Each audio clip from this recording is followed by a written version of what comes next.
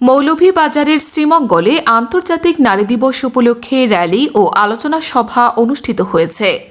শনিবার ৮ই মার্চ সকাল ১০টায় শহরের লেবার হাউস হল রুমে বাংলাদেশ চা শ্রমিক ইউনিয়নের উদ্যোগে এবং ILO IPDS এর সহযোগিতায় এ কর্মসূচি অনুষ্ঠিত হয়।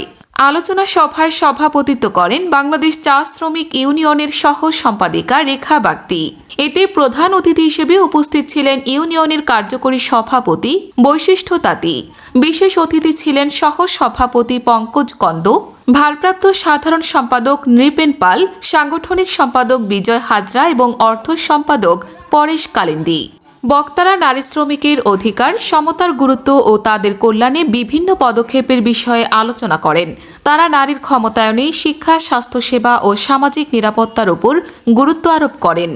আলোচনা সভা শেষে লেবার হাউস প্রাঙ্গণ থেকে একটি বর্ণাঢ্য র্যালি বের করা হয়।